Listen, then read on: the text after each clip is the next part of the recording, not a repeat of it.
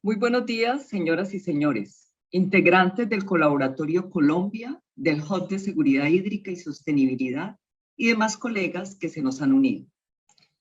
Soy Mariela García, profesora asociada de la Universidad del Valle e investigadora del Instituto Sinara, y quiero darles la más cordial bienvenida a nuestro webinar Transiciones socioecológicas para la resiliencia climática. Bueno, en esta webinar, como ha sido costumbre en las actividades que ha promovido el colaboratorio, el subdirector del HUB, que es el profesor Jaime Amezaga, siempre nos acompaña. En el día de hoy, compromisos ineludibles le impiden estar con nosotros y en su representación, la doctora Lata Naraswamy, profesora de la Universidad de Leeds, se dirigirá a ustedes a continuación. Lata, are you here? Sí. Welcome, Lata. Muy buenos días para todas y todos. Reciban un cordial saludo de bienvenida a este webinar sobre transiciones socioecológicas y resiliencia climática en el marco del Hub en seguridad hídrica y sostenibilidad. Para la dirección central del proyecto es muy grato tenerles hoy en esta actividad, donde podremos conocer y discutir de primera mano experiencias promisorias con nuestros ponentes invitados sobre un tema fundamental para enfrentar la actual crisis ambiental y la crisis hídrica en particular. Esperamos que este espacio nos permita repensar nuevas formas de relacionarnos con la naturaleza, más aún en tiempos de pandemia y de cambio global con todos sus efectos sobre la sociedad y la salud del planeta. Gracias por su asistencia y que tengamos una experiencia muy fructífera. Gracias. Muchas gracias, Lata. Bueno, yo creo que todos conocemos el origen antrópico de la crisis ambiental global que enfrentamos y que esto nos ha llevado a que denominemos nuestro presente como antropoceno o capitaloceno. Pero más allá de registrar pasivamente esta realidad, lo que se busca con este encuentro es sintonizarnos con el llamado que nos hizo la lonco mapuche Juana Calfunao en la reunión de la Red Waterlat que tuvimos en Chile en el 2019. Ella insistía ante los estudiantes, los líderes sociales y los académicos que allí nos encontrábamos, en que hablemos de destrucción de la naturaleza, porque eso lo podemos detener. Y yo estoy convencida de que en la cuenca alta del río Cauca podemos encontrar desde personas que siempre han tenido otra forma de relacionarse con la naturaleza, como las comunidades indígenas y las comunidades afrodescendientes. Justamente en el sur del valle y en el norte del Cauca, las fincas tradicionales, además de proporcionarnos alimentos sanos, son el bosque protector de las pocas madres viejas y humedales que le quedan al río Cauca. Pero también existen en la cuenca alta muchas familias campesinas y aún experiencias urbanas que están haciendo la transición hacia otras formas de ser y de estar en este planeta. Considero que con este evento estamos dando la apertura al interior del Hub, al rescate de estas experiencias y a la elaboración de propuestas que permitan ampliar su radio de acción. Y nada mejor para ello que invitar a nuestros colegas del Centro para la Investigación en Sistemas Sostenibles de Producción Agropecuaria, Enrique Murgueito y Zoraida Calle, quienes tienen muchos años de trabajo promoviendo otras maneras de relacionarse con el suelo, el agua, la biodiversidad, y a nuestra colega Inge Armbrecht, quien ofrece el único curso en agroecología que tenemos en la Universidad del Valle. Realmente este espacio es un pequeño homenaje a su trayectoria y una forma de agradecerles su persistencia en señalar otras vías. A continuación, paso a presentar a nuestros invitados. Inge Ambrecht es profesora titular. Inge, te queremos ver. Aquí estoy. Listo. Es profesora titular del Departamento de Biología de la Universidad del Valle y profesora honorífica del departamento, de este mismo departamento, donde se vinculó desde 1996. Es investigadora senior en la clasificación de conciencias y cuenta con más de un centenar de publicaciones científicas sobre agroecología, hormigas y biodiversidad, y ha graduado 74 estudiantes. Su conferencia se titula La agroecología hacia una agricultura comprometida con la conservación del agua, el suelo y la biodiversidad. Zoraida Calle es bióloga de la Universidad de los Andes. Zoraida es bióloga de la Universidad de los Andes y magíster en ciencias de la Universidad del Valle. Desde 1993 trabaja como investigadora en el Centro para la Investigación en Sistemas Sostenibles de Producción Agropecuaria, donde coordina el área de restauración ecológica. El grupo que lidera Zoraida combina la investigación aplicada y participativa con la ejecución de proyectos de restauración de terrenos afectados por deslizamientos y erosión severa. Sus publicaciones científicas se enfocan en temas como la ecología de árboles nativos y los sistemas silvopastoriles, en tanto que sus escritos divulgativos cubren temas diversos relacionados con la producción agropecuaria sostenible, la agroecología y la restauración.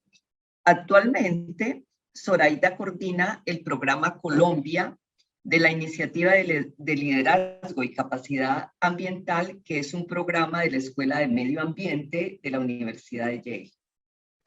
Su intervención se titula Restauración ecológica para la soberanía hídrica. Y finalmente tenemos a Enrique Murgueitio.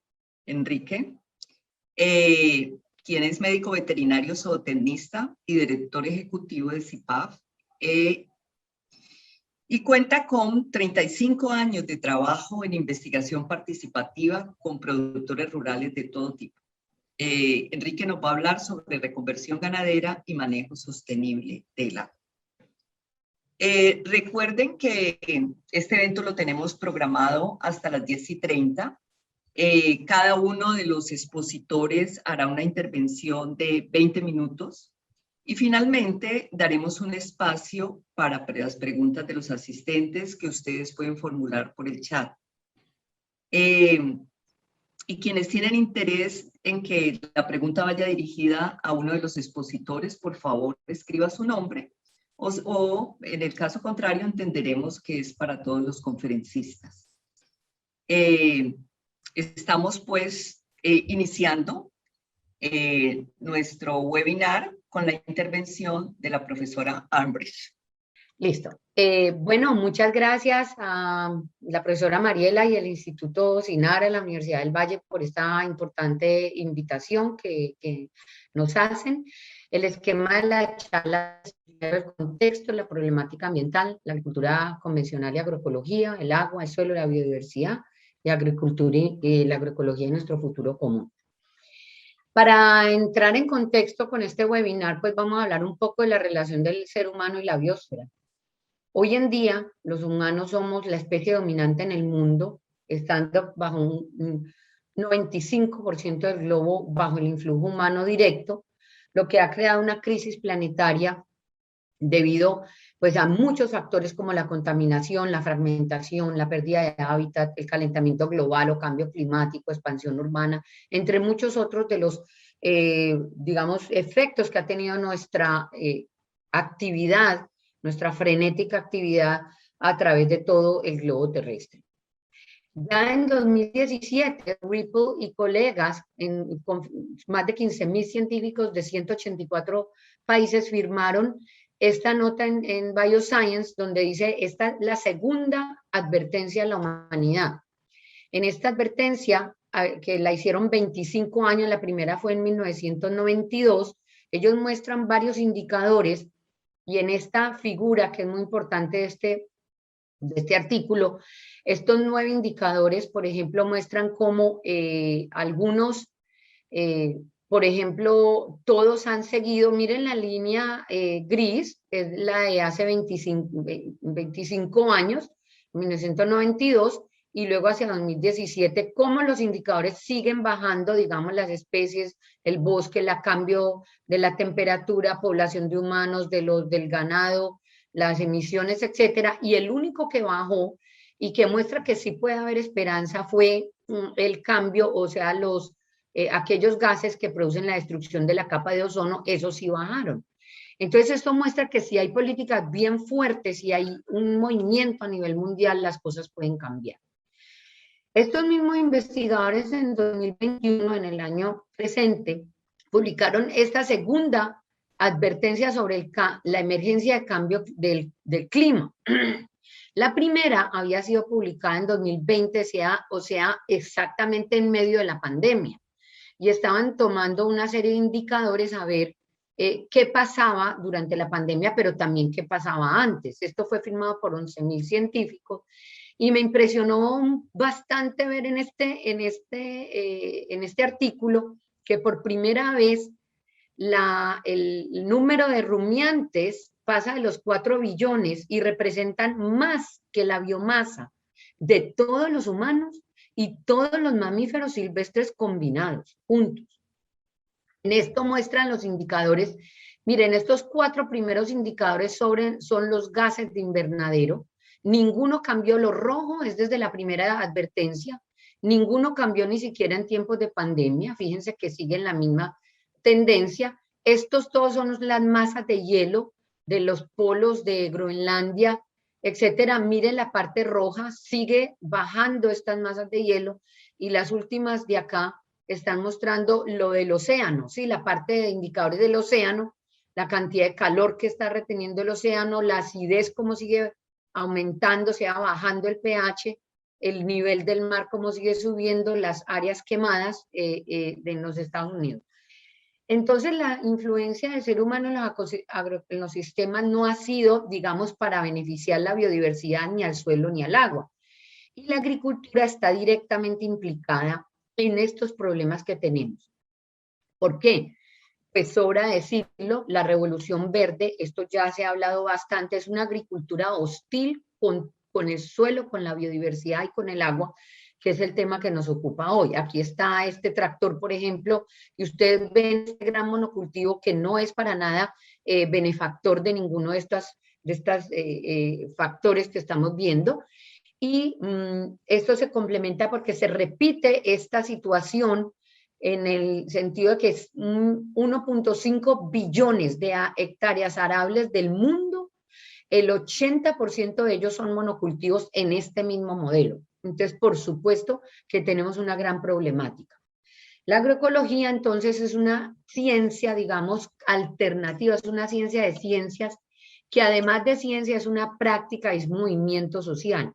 Es la ecología aplicada a los sistemas agrarios y actúa o trasciende diferentes escalas, desde la escala de lote, local, de finca, regional, nacional, de paisaje, nacional e internacional. Incluye el ámbito ecológico, socioeconómico y cultural, por lo cual es transdisciplinaria e interdisciplinaria, es abierta a los diferentes conocimientos que se deben intercambiar en esta disciplina. Y también, obviamente, es movimiento social porque hace búsqueda de alternativas de cambio. Por lo tanto, la agroecología, además, que es otro modelo que se basa en otra filosofía completamente diferente, busca la prevención a esos problemas, actuar de una manera profiláctica, pero también tiene elementos de resistencia, busca la resiliencia y es, digamos, la esperanza, que es el mensaje que queremos dejar en este webinar. Ahora sí vamos a mirar los 3 aspectos de este webinar, que son las conexiones. ¿Qué tiene que ver la agroecología con la conservación de agua, del suelo y la biodiversidad? En cada una yo les voy a hablar de por qué y un poquito de las investigaciones en las que pues yo tengo experiencia personal, un poquito pues sesgado, pero pues que hemos hecho en Univalle.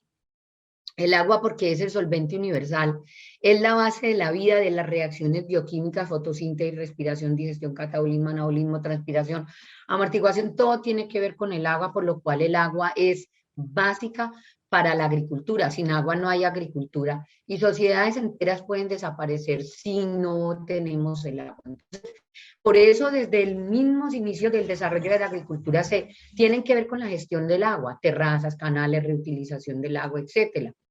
Y los recursos del agua dependen del ciclo hidrológico, del clima y por supuesto todo esto se entrelaza y algo pues también del agua fósil, pero básicamente el agua ha sido una inquietud que ha preocupado mucho a los científicos desde mucho tiempo atrás. Quiero destacar este artículo de Pimentel y colegas desde 1997 sobre el agua, los recursos del agua, la agricultura y el ambiente, que tiene unos datos muy, muy interesantes de cuánto llueve, cuánto se evapora, etcétera, y que dice que el 87% del agua dulce extraída la consume la agricultura, imagínense.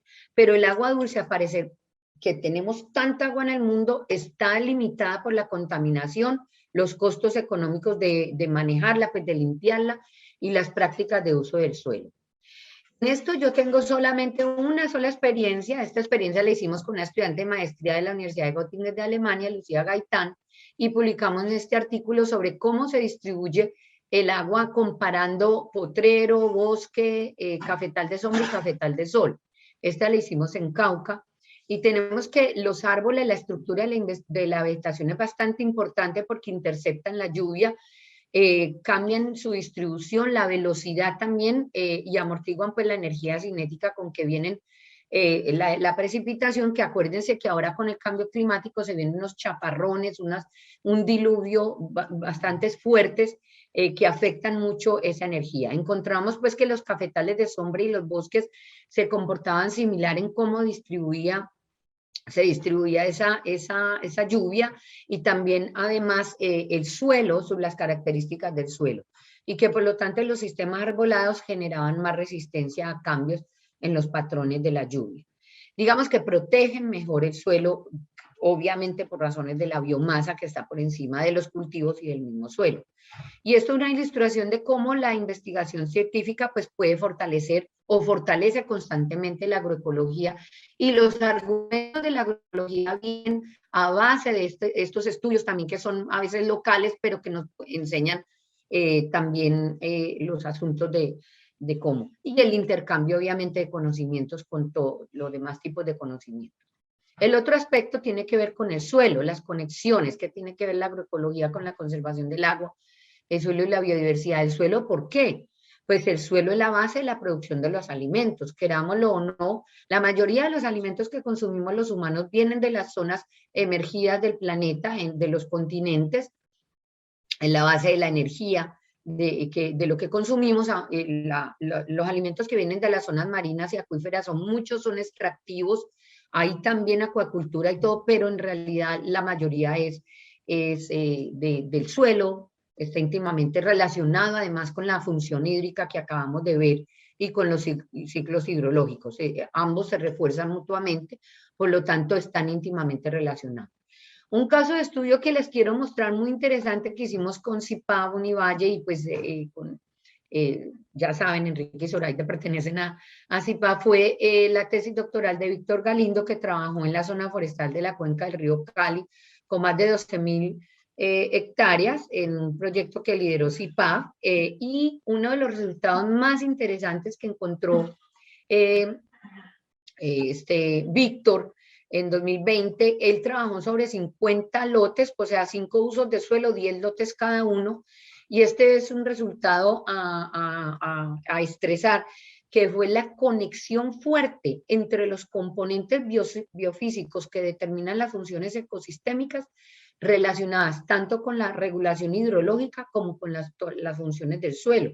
Entonces era interesante que la cobertura de la planta, la diversidad de las plantas están en este análisis de coinercia, están correlacionados con las variables físicas, químicas del suelo que determinan su fertilidad, la macrofauna del suelo, que determina cómo es la función de descomposición, etcétera, con estas funciones, la estructura del suelo, la agregación del suelo, y todo esto afectando pues la escorrentía y la regulación hidrológica.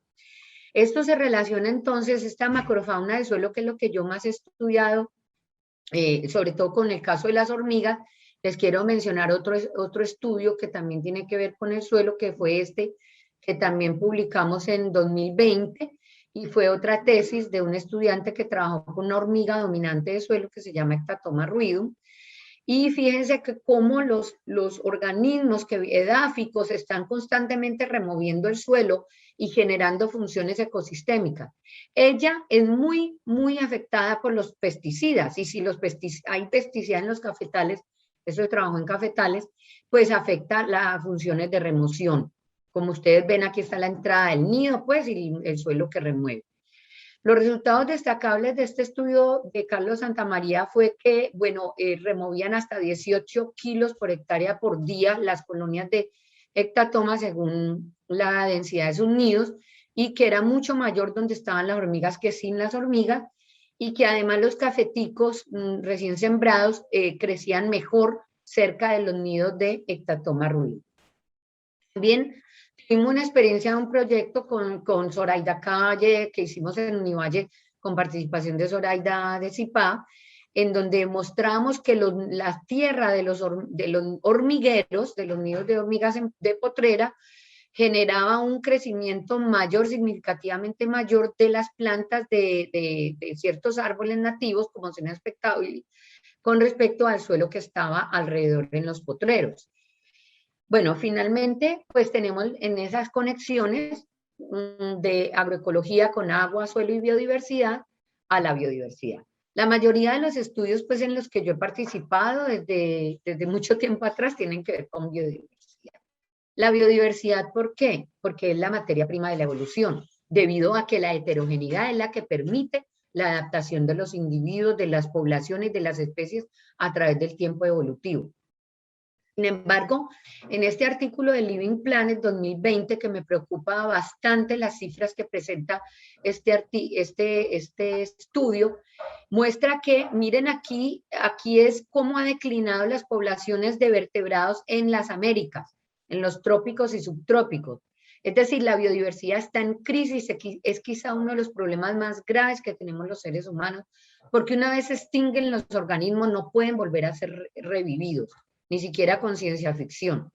Y los mamíferos, aves, anfibios, reptiles y peces han declinado un 94% desde 1970 a 2016 en las Américas. Y también algo que me impactó de este estudio es que hasta 1970 la huella ecológica del planeta era menor que la capacidad de regeneración de la Tierra. Pero esto cambió y en el siglo XXI nosotros tenemos, se estima un sobreuso de la biocapacidad del planeta en un 56%. Entonces, con respecto a la biodiversidad, nosotros tenemos que en los agroecosistemas tenemos dos tipos de biodiversidad, que es la planeada, la que el agricultor decide, y la asociada, que es la fauna silvestre, flora silvestre, etcétera, que es la que podemos cuidar al hacer un buen manejo de la biodiversidad. Y las comunidades de hormigas, que es la que más nosotros hemos trabajado, digamos, responden a esta biodiversidad. Con respecto a esto, ha habido una alerta a la humanidad por las extinciones de los insectos, que son los componentes más diversos que existen en el planeta. Lo más diverso, el 75%, son artrópodos de la flora, de la fauna, de la biodiversidad del mundo. Y estos científicos en 2020 hicieron una advertencia a la humanidad por las extinciones de los insectos, ¿sí?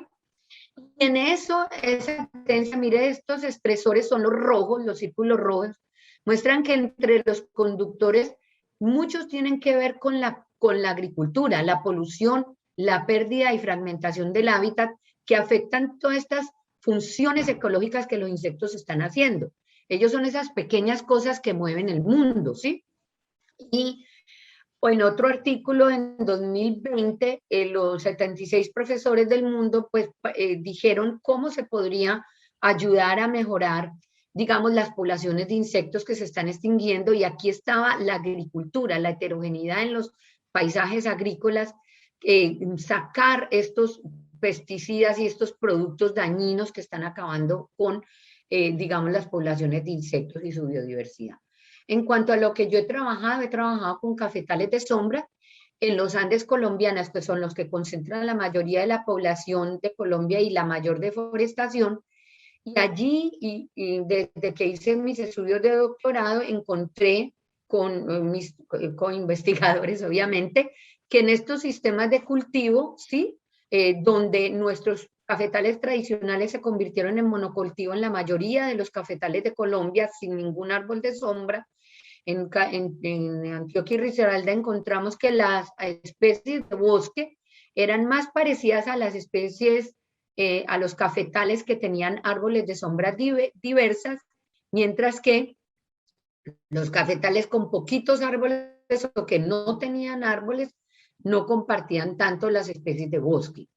Hemos seguido esa línea de investigación con la diversidad en cafetales y ahora en 2021 se publicó este artículo liderado por el estudiante de doctorado de una universidad de Canadá, donde mostramos cómo las prácticas que usan sombra pueden ayudar a amortiguar el impacto de las plantaciones de café y de estas poblaciones, tanto a nivel taxonómico como filogenético y funcional.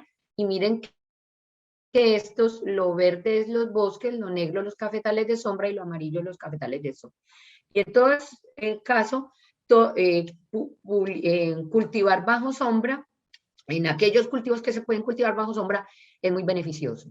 En sistemas silvopastoriles también con CIPAB y en la tesis de Leonardo, pues también se ha trabajado con esto. Enrique les va a hablar de este caso, cómo también los potreros se pueden manejar con árboles o sin árboles y cómo se puede aumentar hasta 120 la biodiversidad de hormigas y cuando se incorporan árboles y también arbustos en los potreros. En resumen, añadir ese componente de árboles y arbustos, que es la diversidad planeada en forma de biomasa, beneficia a la fauna funcional de las hormigas. Y bueno, hablando otra vez, retomando el reporte del Living Planet que les hablé ahora rato sobre la biodiversidad, de que estaban declinando las especies de vertebrados, que 94% se está acabando, pues declinando, mostramos cómo pueden haber diferentes opciones a futuro. Esto está a 2100 y estos son los diferentes modelos de desarrollo. Un portafolio de acción integrada, que es la línea amarilla, es como nuestra esperanza de retornar a niveles de biodiversidad de más o menos 2010, si pudiéramos, porque obviamente las especies que se extingan no se van a volver a recuperar, pero podríamos vivir con niveles no tan terribles como este catastrófico que sería si continuamos con nuestro modelo de desarrollo que tenemos hoy en día.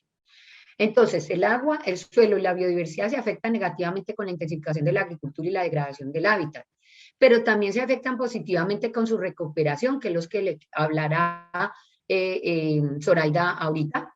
Y miren, en este paisaje que lo tomé hace como 2 semanas, aquí está la finquita que tenemos nosotros en el Cauca, y aquí está la del vecino, como nosotros hemos cultivado cafetal bajo sombra orgánico, y el vecino, pues bueno, está allí en el proceso, pero todavía con mucho potrero, muy destapado. Y finalmente, para ya terminar la charla, publicado en septiembre de 2021 de Scientific American, donde es interesante porque ellos ya están reconociendo que la agroecología es la solución al hambre del mundo, con el ejemplo de Malawi y del sureste de África, y donde muestra que en estos campesinos que viven el 76% de la agricultura fueron capaces de sobrevivir muy bien a pesar de la pandemia.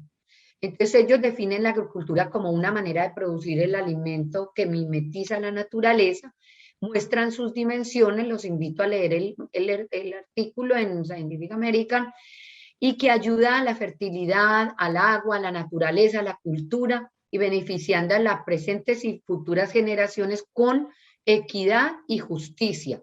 Ellos muestran los conceptos básicos como reciclaje, eficiencia, compartir conocimiento, diversidad y resiliencia en términos sociales también en las culturas, los valores sociales y humanos, y el ambiente, pues que economía circular de solidaridad y la gobernanza responsable.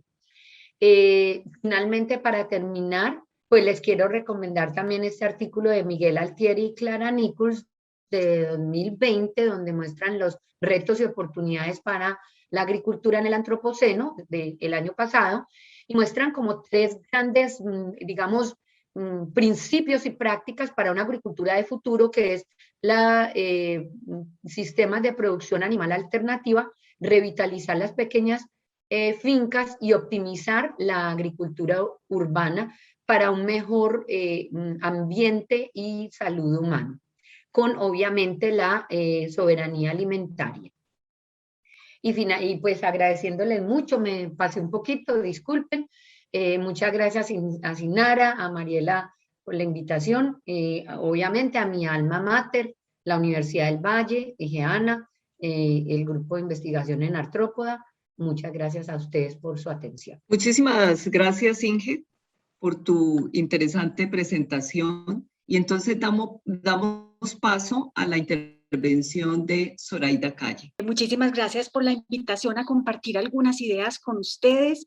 Voy a hablar muy brevemente sobre la restauración ecológica y su papel en la soberanía hídrica. Vamos a revisar algunos conceptos importantes, luego algunos métodos y técnicas para la restauración de bosques, y vamos a hablar de dos escalas distintas de trabajo, el predio rural y la microcuenca y el paisaje. La restauración se define como el proceso de asistir o apoyar la recuperación de un ecosistema que ha sido degradado, dañado o destruido, y es algo que hacemos con el objetivo de restablecer los valores sociales o humanos que los ecosistemas pueden proveer. Se define también como una actividad intencional que inicia o acelera la recuperación de un ecosistema con relación a su salud, integridad y sostenibilidad. En su bello libro Braiding Sweetgrass, Robin Kimmerer describe a la restauración como un poderoso antídoto contra la desesperanza, y dice lo siguiente: la restauración ofrece un medio concreto a través del cual los seres humanos podemos entablar de nuevo una relación positiva y creativa con el mundo natural, cumpliendo responsabilidades que son a la vez materiales y espirituales. Quede claro entonces que no estamos hablando únicamente de una ciencia, sino de una disciplina con una dimensión ética muy profunda. Enfrentados como estamos al reto de conservar la biodiversidad y al mismo tiempo satisfacer las necesidades humanas en un clima cambiante, estamos obligados a lograr una muy buena integración de la conservación, el uso sostenible de los recursos a través de estrategias como la agroecología y la restauración ecológica. Si somos capaces de integrar estos tres esfuerzos a una escala relevante, vamos a ser capaces de cambiar de una trayectoria de pérdida y degradación continua a una de cambio positivo neto. Hay toda una serie de actividades restaurativas que pueden contribuir a mejorar la biodiversidad y los servicios ecosistémicos. Actividades que pueden consistir, por ejemplo, en reducir los impactos de la sociedad, en mejorar el manejo de los ecosistemas, en reparar algunas de sus funciones, y a partir de este punto, en este gradiente, ya empezamos a ver lo que es la restauración propiamente dicha, donde iniciamos la recuperación de un ecosistema, lo recuperamos parcialmente o lo recuperamos completamente. Cuando observamos un sitio cualquiera, su capacidad para ofrecer bienes y servicios ecosistémicos va a poder variar entre una serie de situaciones. Por ejemplo, podemos estar enfrentados a una situación crítica de degradación cuando el suelo está muy destruido y adicionalmente pues hemos perdido la capa orgánica o productiva. Podemos tener niveles fuertes o moderados de degradación, o podemos tener un agroecosistema saludable donde se aplican los principios de la agroecología, o podemos tener un ecosistema bien conservado al que podemos considerar nuestro ecosistema de referencia. De cualquier modo, la restauración nos permite movernos hacia afuera de este círculo, desde situaciones de degradación hasta situaciones donde la capacidad del sitio para ofrecer bienes y servicios ecosistémicos va a ser mucho más adecuada para las condiciones del sitio. Nuestro objetivo podría ser de pronto no recuperar el ecosistema original con su estructura y composición, sino simplemente los procesos, servicios y productividad de ese ecosistema, en cuyo caso utilizaríamos quizás más bien el término rehabilitación ecológica. Bueno, pasemos de una vez a mirar el tema más relevante en mi concepto para la soberanía hídrica, que es el tema de la restauración de nuestros bosques. Durante muchas décadas, los esfuerzos que se hicieron en América Latina para recuperar la cobertura vegetal se basaron en reforestaciones convencionales, principalmente con especies maderables en monocultivo y en unos arreglos espaciales muy homogéneos, de muy baja diversidad. Una etapa en la que, digamos, se buscó mejorar un poquito esta estrategia de reforestación para hacerla más compatible con nuestra biodiversidad fue hacer policultivos de árboles nativos, pero nuevamente con este arreglo espacial muy ordenado y muy predecible, que no es exactamente como la naturaleza organiza los ecosistemas. Entonces, la idea principal que quiero compartir con ustedes es que el método más eficiente para restaurar un bosque consiste en manejar el proceso natural de la sucesión ecológica. Y para esto quiero usar como ejemplo este sitio. Este sitio es una isla ubicada en una ciénaga en el Magdalena Medio, que tuvo un cultivo de Erythrocylon coca hasta abril de 2015. Yo tuve la posibilidad de visitar esta isla 2 meses después de que el cultivo de coca fue erradicado y lo que me encontré fue esto, es decir, ya un proceso de regeneración muy activo con muchísimos árboles jóvenes, un bosque muy joven en pleno desarrollo. Entonces, por eso quiero compartir con ustedes esta pregunta. ¿Tiene sentido reforestar este sitio aplicando el método de la siembra total con el monocultivo o el policultivo a una distancia de 4x4? Este es un buen ejemplo donde ese método de reforestación podría hacer más daño que bien, porque aquí la naturaleza está haciendo muy bien su trabajo y en realidad lo que tenemos que hacer es simplemente apoyarla con una siembra estratégica de enriquecimiento. Muchas veces las personas piensan en restauración y lo que se les viene en mente automáticamente es el vivero y la propagación de plántulas en el vivero. Sin embargo, con esta diapositiva quiero que tengan en cuenta que hay muchas fuentes de plantas nativas para la restauración. Por ejemplo, hay tallos y raíces que conservan una capacidad de rebrotar, está la regeneración natural de árboles que ya está presente en el sitio, están las semillas que se dispersan al sitio, está también la posibilidad de sembrar semillas y finalmente pues tenemos la opción de utilizar un vivero y sembrar algunas plántulas. Existe también lo que llamamos el banco de semillas del suelo, que es la reserva de semillas que permanecen viables y que tienen algún potencial de germinación y que es tremendamente útil en el contexto de la restauración de bosques. Entonces, los métodos más eficientes son alguna variación de lo que llamamos la regeneración natural asistida, que consiste en acelerar la sucesión secundaria mediante la eliminación selectiva de las plantas competidoras, que son principalmente algunos pastos y helechos, y la fertilización, plateo y poda de los arbolitos y plantas leñosas que ya están presentes en el sitio. Aquí entonces estamos observando la fase de eliminación selectiva de las plantas competidoras y hacemos esto para favorecer a los pequeños arbolitos que ya se habían establecido en el sitio. Esto lo podemos complementar con una fertilización orgánica y una poda de formación y de esta manera podemos muy rápidamente cambiar la fisionomía de la vegetación en el sitio hacia una fisionomía forestal. Hay otras técnicas, por ejemplo, que utilizan mantillo del bosque. El mantillo del bosque es una mezcla biológica muy interesante que incluye hojarasca, otros residuos vegetales, semillas, microorganismos, artrópodos del suelo, esporas de hongos formadores de micorrizas. En fin, una mezcla biológica que puede ser muy útil para acelerar el proceso de recuperación de un bosque. Tenemos también bancos de plántulas y la posibilidad de utilizar muy estratégicamente estas altas concentraciones de arbolitos que a veces encontramos en los bosques, llevarlas a una fase temporal de vivero y usarlas para siembras de enriquecimiento en nuestros sitios de restauración, como vemos acá. Los caminos y bordes de carretera son sitios donde sistemáticamente se elimina la regeneración natural. Entonces podemos aprovechar estas plantulitas, recolectarlas a tiempo, consentirlas un tiempito en un vivero y luego trasladarlas a los sitios de restauración. Igual ocurre, por ejemplo, con especies como el fique, que podemos trasladar directamente y sembrar en franjas para controlar la erosión en sitios donde el suelo está desnudo. Otro paso en la regeneración natural asistida es la siembra de enriquecimiento.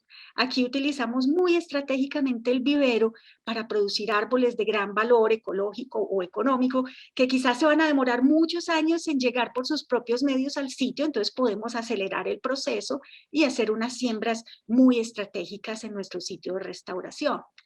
Y hay también esta estrategia muy bonita que consiste en formar islas de vegetación.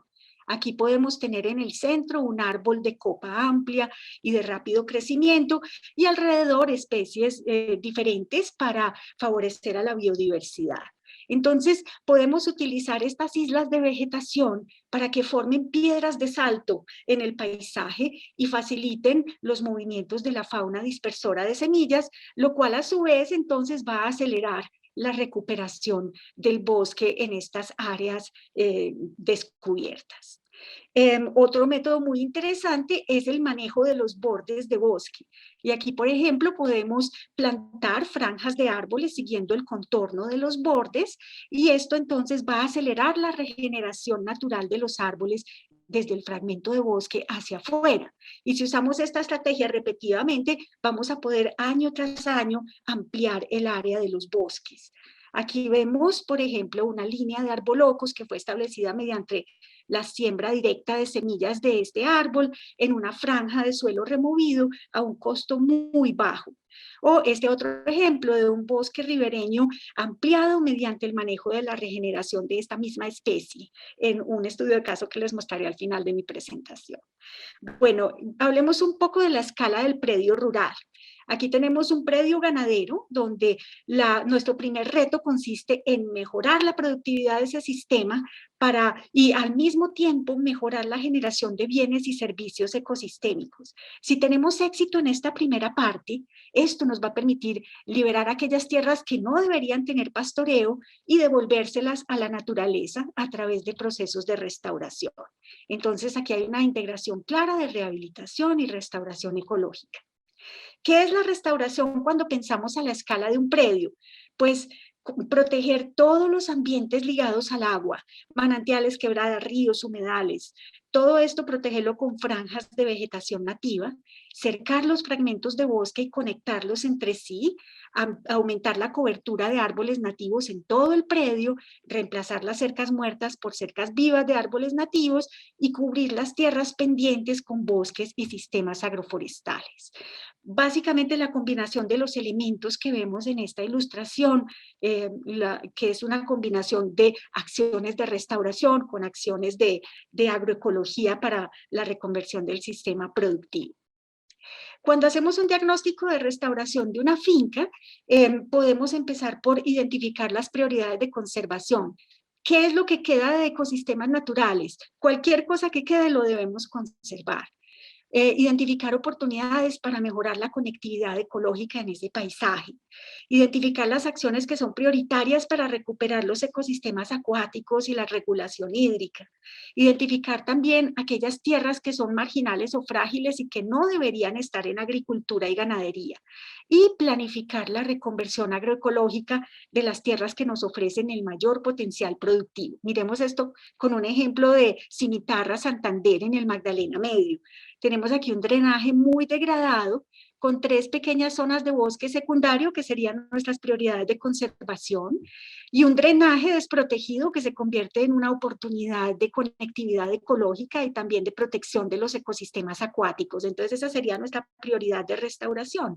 Pero si miramos en mayor detalle vemos que hay también unas tierras erosionadas, frágiles o marginales, que deberíamos pasar a sistemas agroforestales o a bosques en proceso de restauración. Finalmente nos quedan las tierras más planas, que son las que ofrecen las mejores condiciones para la ganadería y entonces aquí a través de la implementación de sistemas silvopastoriles con una muy buena rotación en varios potreros podemos sostener el mismo nivel de producción de la finca. Este es un ejemplo que conozco muy bien desde hace muchísimos años en Antioquia, y esta es la situación de línea base en el año 1982, una finca con un único fragmento de bosque, dependiente de solamente un manantial, con un drenaje natural desprotegido y con áreas erosionadas. Está dando un salto de 36 años, esta es una imagen de la misma finca en 2018, y entonces vemos acá como aquel pequeño remanente de bosque hoy en día está rodeado de bosques jóvenes, y cómo los sistemas productivos fueron reemplazados por silvopastoriles y agroforestales que tienen una alta cobertura de árboles, y cómo en general se aprecia una recuperación del predio completo. Esto me hace pensar en la frase nuevamente de Robin Kimmerer: amar un sitio no es suficiente, debemos encontrar formas de sanarlo. Un ejemplo de esta finca es la restauración de un pequeño corredor ribereño que tuvo una etapa inicial difícil porque no era fácil establecer los árboles en la primera etapa. Finalmente se logró, luego se formó un bosque muy simplificado que tenía un dosel pero no tenía un sotobosque. Con el tiempo se fue desarrollando el sotobosque y gradualmente observamos la formación la recuperación de la estructura propia de un bosque andino con un alto nivel de diversidad de especies. Pero una sorpresa con la que no contábamos es que a lo largo de este proceso pudimos observar la aparición de un número grande de manantiales, y estos manantiales fueron poco a poco convergiendo y formando una quebrada que no existía en el año 1982. Bueno, miremos un poco una escala mayor, la microcuenca y el paisaje. Aquí la restauración de bosques ribereños va a ser muy importante. Son franjas de vegetación a ambos lados de los ríos y quebradas y alrededor de los manantiales y humedales que protegen la biodiversidad y los ambientes acuáticos y contribuyen a que podamos tener agua de buena calidad.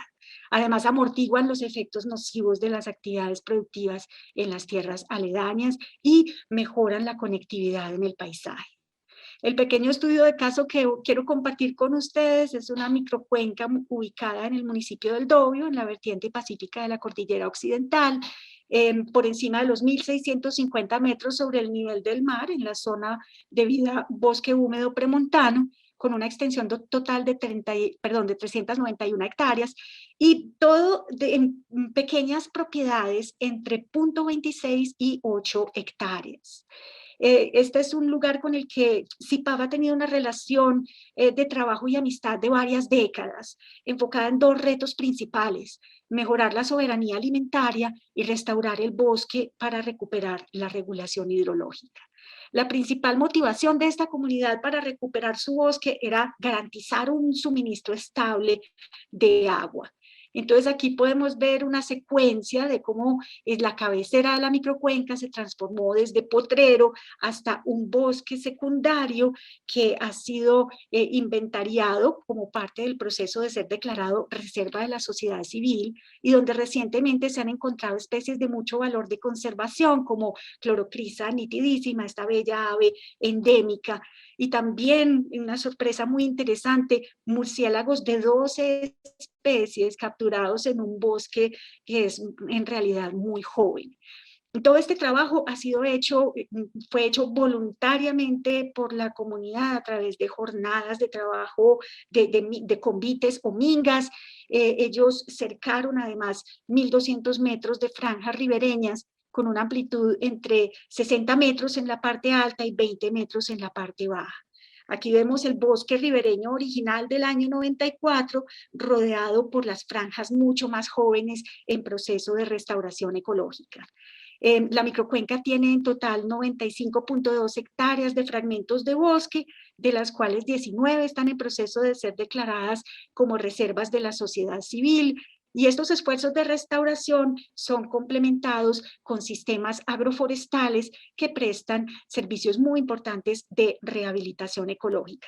Aquí vemos cómo los sistemas agroforestales se integran con los bosques ribereños en procesos de restauración y cómo vemos el conjunto de conservación de antiguos bosques, restauración de nuevos bosques, agroforestería, la transición hacia la producción agroecológica, aunque claro, el mundo no es perfecto, todos lo sabemos, no faltan las prácticas insostenibles como el pastoreo en tierras pendientes, y la catastrófica expansión del monocultivo de aguacate que está afectando a toda nuestra zona andina. Este proceso tiene resultados muy interesantes en términos de conservación, de una oferta de agua para consumo, de agua de mejor calidad y de un uso mucho más inteligente del agua.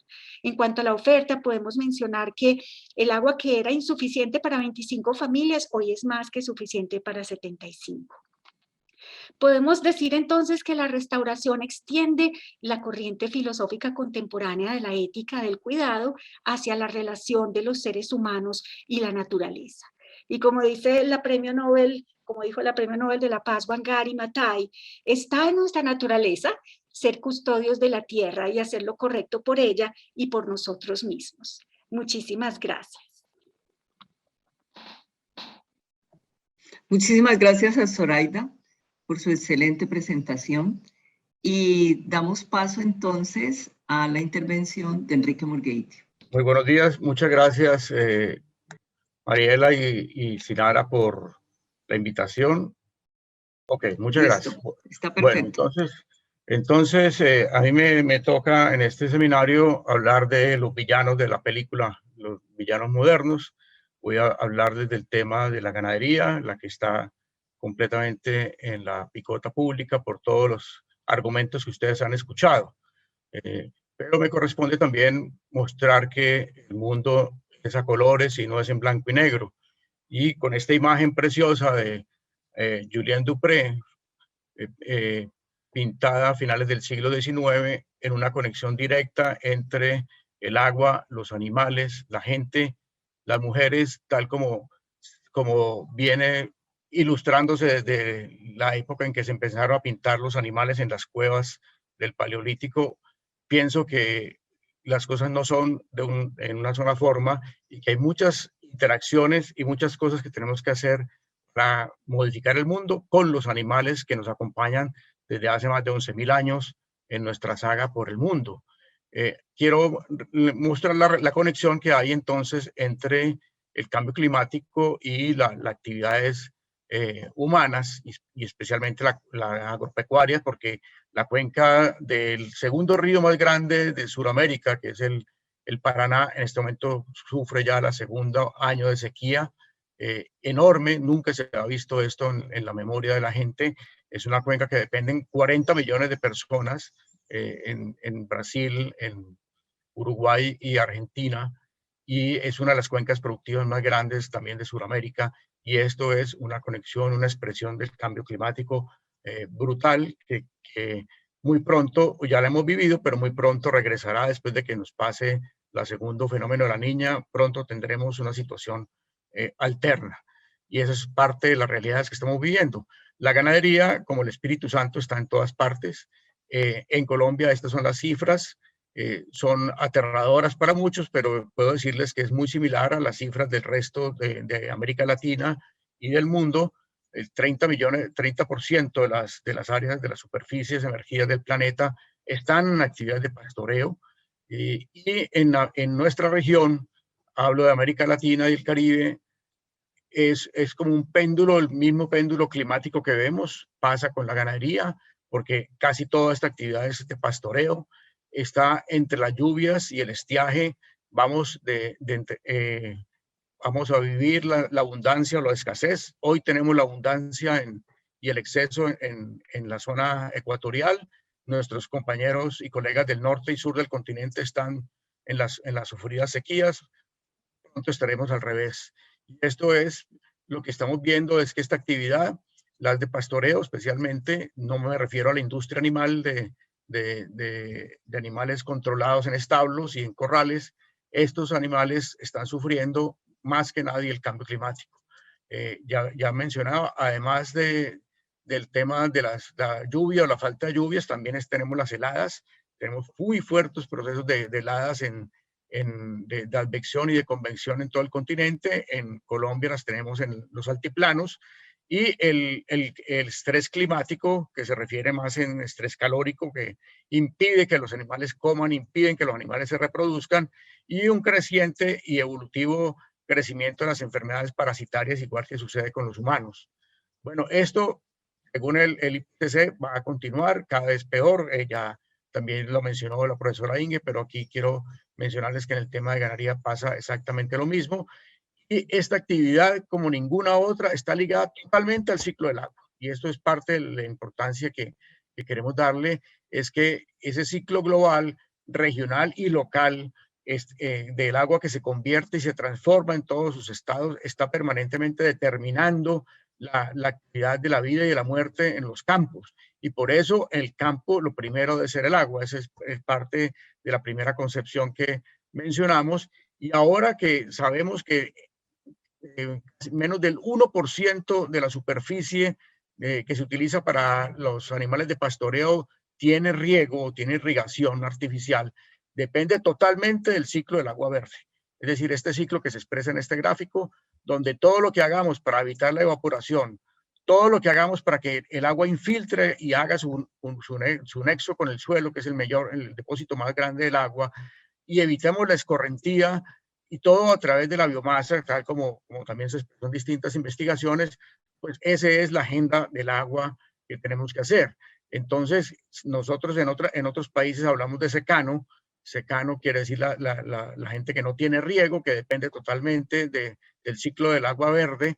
Pues la primera actividad es reducir las pérdidas por escorrentía. Todo el agua hay que retenerla en los suelos, cosecharla y almacenarla en todas sus escalas, mejorar la infiltración, reducir la evaporación y la evapotranspiración, acumularla en la materia orgánica y acumularla en la biomasa. Estas cifras del 2014 de mediciones hechas en América Central nos demuestran contundentemente que todo el agua que cae, prácticamente el 90% no queda en el campo, se escurre en las microcuencas, y es por eso tan importante esto que hemos dicho. El manejo inteligente del agua, entonces, para enfrentar el cambio climático, está supremamente, debe concentrarse en tener agua disponible para las épocas de déficit. Hoy estamos en la abundancia, el próximo año o quizás dentro de 2 años estaremos en la terrible, y por lo tanto, lo que hagamos en este tiempo es incrementar la cobertura vegetal en el caso de los sistemas silvopastoriles para ganadería, incrementar la materia orgánica del suelo, y por eso los animales son tan importantes, porque nos pueden ser una verdadera fuente permanente de materia orgánica. Obviamente tenemos procesos de criado, de cosecha del agua, que también es algo que vamos a hablar ahora, y los riegos eficientes. Entonces, la familia campesina, a nosotros, y la familia de los ganaderos también, que son iguales, en nuestro concepto no hay diferencias, es una gente que debe ser la administración, los buenos administradores, los buenos gerentes del recurso más vulnerable en todos los predios. Por lo tanto, hay que hacer la restauración de los bosques ribereños y de los humedales, y hay que hacer el uso racional del agua. Ahora quiero mencionarles que, como es un proceso que vivimos en todo el globo, todas partes hay iniciativas en este momento que en caso de la ganadería convergen. Hay convergencias muy interesantes. Esto se ha visto en la Agenda Global de Ganadería. Es una interacción en la que participamos abiertamente y en la que ya hemos logrado que hay una red silvopastoril liderada por latinoamericanos en la Agenda Global, que mueve instituciones y organizaciones de los 5 continentes. Entonces, a pesar de que estas iniciativas sean imperfectas, que tengan logros que no alcancen todavía a la gran escala, eso no le merma ni la importancia ni su prioridad. Aquí les muestro en resumen rápidamente algunas de las tendencias más grandes. Por supuesto, la agroecología, que ya se mencionó, tiene un componente en la parte animal. La agricultura regenerativa tiene también un componente quizá mucho más fuerte en este momento y poderoso en la ganadería regenerativa. Ahí hay varios actores e instituciones importantísimas. También escuelas o líneas de pensamiento basadas en los principios del pastoreo racional intensivo de André Wassan, o el manejo holístico de Alan Savory, o lo que conjugamos en su conjunto todas las anteriores a través de los sistemas silvopastoriles, buscando una ganadería sostenible. Aquí de esta lámina no quiero sino llamarle la atención que para que ustedes sepan algo tan elemental como es que un animal tome agua, igual que nosotros los humanos, los animales también dependen del agua, ellos tienen que tomar agua y entonces ¿cómo sabemos, cómo administramos el recurso, cómo sabemos cuánto agua necesita un animal que está a nuestro cuidado? Y realmente es una conjunción de cosas porque es un sistema vivo y como sistema tiene muchísimas interacciones, todo depende de. Pero en este caso señalo que el estrés calórico hoy es un elemento esencial para decirles que no solamente se necesita más agua, sino que el agua se demanda con mayor fuerza. Casi ninguno de los productores que trabajan en el campo maneja estos conceptos, por lo menos saber qué cantidad necesita una vaca de ordeño, un toro, una ternera, una oveja, un cerdo. Pero aquí vamos al otro punto. Primero es saber que tenemos una demanda y hay que garantizarla. Y eso se garantiza teniendo la oferta de agua y controlándola. El punto más importante para los depósitos de agua, ya lo hemos mencionado, es el suelo. El suelo y especialmente la materia orgánica tiene que ver, el agua circula por los poros del suelo y en esta gráfica vemos cómo entonces un elemento perverso de la actividad ganadera mal realizada es la compactación de los suelos. Y en la compactación lo que hacemos es perder la capacidad de los poros para que circule el agua, de tal manera que el agua que entra ya no profundiza y busca los mantos freáticos o busca la microcuenca, sino que escurre.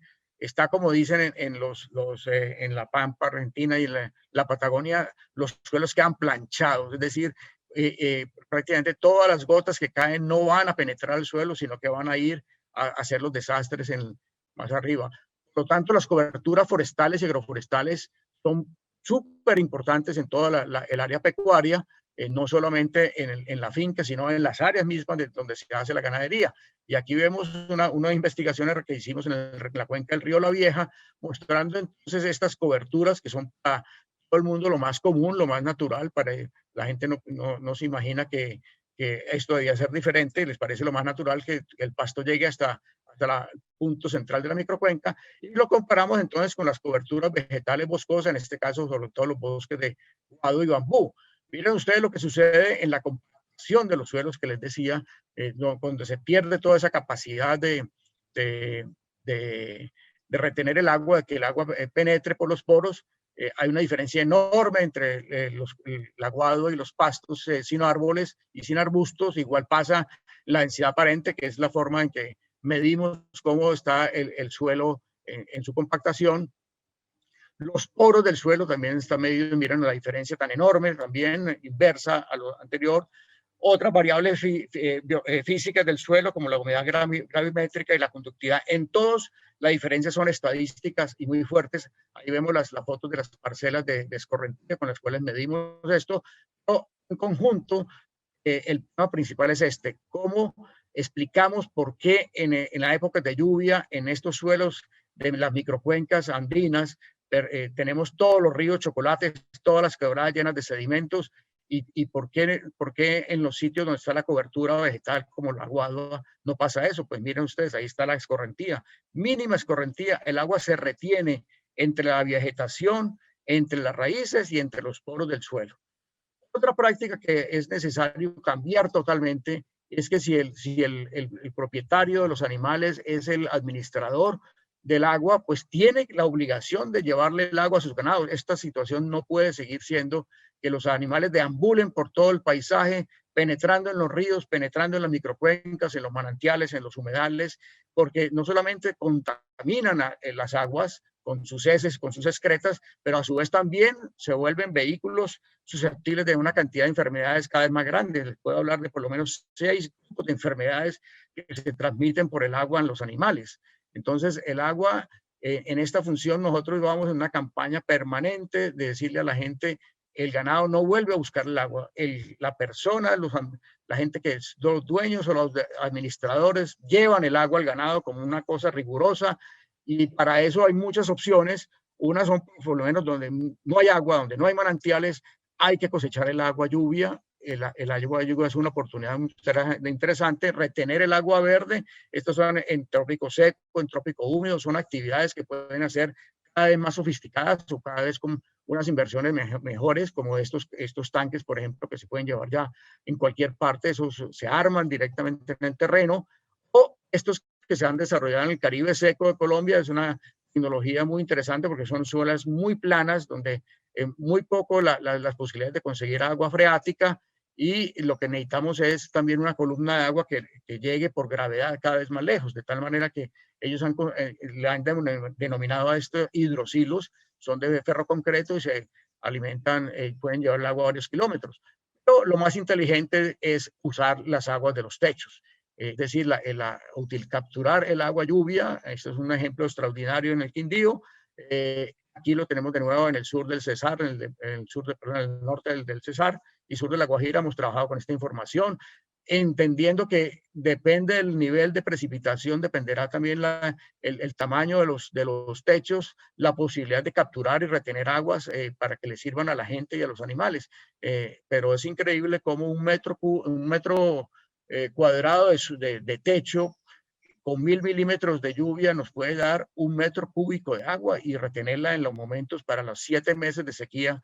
Entonces hemos diseñado también para las zonas, en este caso de los llanos orientales, estructuras donde no existen, donde no hay posibilidad de capturar, donde no hay techos. Se construye el techo para capturar el agua lluvia y tenerla. Y el siguiente paso es cómo llevarla a los animales, porque el planteamiento es que los animales hagan un pastoreo bien hecho, dejen el sobrepastoreo, y eso implica la rotación, y la rotación de los animales que se hace con las cercas eléctricas no funciona si no hay agua, de tal manera que el agua es la clave de todo esto, y por eso hemos tenido toda esta serie de diseños, y utilizar las energías renovables. Aquí nuevamente apelamos a la inteligencia de la gente y la creatividad. La energía solar hoy en día mueve bombas, pequeñas bombas sumergibles, por ejemplo, que dan soluciones a gente que no ha tenido durante 30 años nada que hacer con llevar el agua en zonas planas o en donde haya gravedad, especialmente en la zona andina. Pues los arietes que llevan más de 100 años trabajando, y hay una fuerte forma nueva de llevarlo, de tal manera que esta es la gestión: cosechar el agua, tenerla y llevarla a los animales en todas sus formas. Y ya se mencionó en la conferencia de Zoraida el tema tan importante de los bosques ribereños, pero en caso de la ganadería tiene otras funciones adicionales, porque no solamente la conectividad para la biodiversidad, sino que aquí vemos cómo son verdaderos filtros que evitan los sedimentos, evitan que los nutrientes vayan al agua y la saturen, evitan la materia orgánica, los patógenos y los pesticidas y otros metales pesados, de tal manera que la restauración de las microcuencas ganaderas son una urgencia, una necesidad, y es posible hacerlo con las técnicas que ya vimos que se pueden hacer. Pero en este caso les muestro cómo este ejemplo tan bueno que resultó en Quimbaya, Quindío, logramos una rápida recuperación de la calidad del agua. Y miren ustedes las cifras tan impresionantes: en solamente 2 años, cómo los parámetros como la DBO y la turbidez cambian totalmente. Es decir, tenemos agua de buena calidad, no solamente tener el agua en el momento que la necesitamos, sino agua de buena calidad. Y estos estudios en microcuencas que hemos tenido durante varios años en nuestra área de investigación de CIPAC con productores, vemos cómo los bosques ribereños son tan especiales para todos los parámetros de la calidad del agua, el tema de la turbidez, de la demanda bioquímica de oxígeno, el fósforo. Y mire usted el tema de los coliformes. Es impresionante el filtro natural, es decir, aquí esta es agua que todavía no se le ha llevado digamos, al acueducto o al filtro donde va a tomar la gente o los animales, y ya se ha liberado en más del 90% de los coliformes. Entonces, también hay otras formas creativas de que la gente participe, cambie, tome conciencia y además mire que el agua se puede monitorear con calidad con indicadores biológicos. Este es el caso de los macroinvertebrados acuáticos. Este trabajo se hace con niños y jóvenes en muchas microcuencas. Hemos desarrollado todo un ajuste de la cantidad de conocimientos que tiene la ciencia internacional para poder hacerlo. Y donde ya el agua se nos convirtió en agua gris porque fue usada, y donde hay materia orgánica, pues existe la posibilidad de hacer la descontaminación productiva, especialmente donde no hay agroquímicos. Aquí, pues la materia orgánica, que son las que generan los animales, nos permite producir un doble efecto, reducir las emisiones pero triple efecto. Reducimos las emisiones de metano a la atmósfera, usamos el gas cocinar o para hacer distintas actividades que necesita la gente, y hacemos un biofertilizante extraordinario. Hay una red ya latinoamericana de esto donde lideramos fuertemente, así como hacemos la red silvopastoril. Entonces, recordamos que si todo este tema del cambio climático nos agobia y nos hace casi que imposible de pensar en soluciones totales y globales de nuestras manos, el microclima sí lo podemos controlar. Y el microclima lo cambiamos, y aquí están los esfuerzos cuando expandimos los silvopastoriles. En el caso del Caribe seco, estos balances hídricos nos demuestran que estamos reteniendo el 30% del agua que no se regresa cuando sube la temperatura a más de 40 grados centígrados, y retenemos esa agua tan importante, de tal manera que este enfoque a retener el agua, a generar la materia orgánica, a construirlo con los ingenieros del suelo, la retención hídrica en los suelos, es 4 y 5 veces más productiva que la ganadería extensiva. Por lo tanto, estas iniciativas están dentro de lo que se llama hoy la recuperación verde y la agricultura regenerativa. Esto tiene que ver, entonces, miren ustedes, en el centro es cómo se mitiga, se hacen las mitigaciones para que no haya más gases de efecto invernadero, más nitrógeno y más carbono que vaya a la atmósfera, pero en el centro está el agua, el microclima y el control climático. Puede atenderlos también directamente a los objetivos de desarrollo sostenible de las Naciones Unidas en un conjunto entre combinación de agroecosistemas saludables y bosques nativos. Nuestra comunidad es grande, estamos creciendo, ya llevamos 22 años haciendo congresos internacionales, los invitamos al siguiente, que es ahora el próximo mes, va a ser virtual. Este es nuestro ejemplo, nuestro país anfitrión es México. Y el mensaje final, siempre recordando nuestros páramos y los que los defienden, es: cuando bebas agua, recuerda la fuente. Muchas gracias. Muchísimas gracias, Enrique.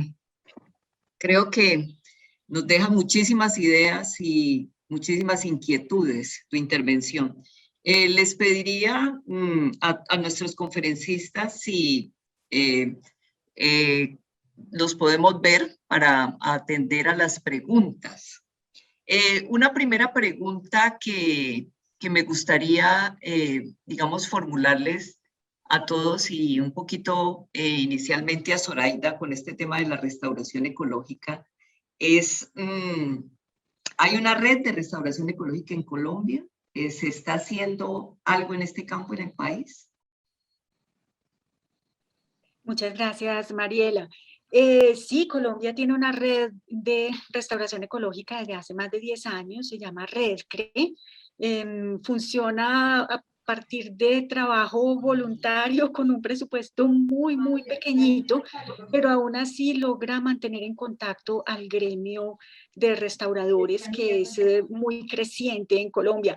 De hecho, los congresos colombianos de restauración ecológica son cada vez más grandes y tienen muchísima participación internacional.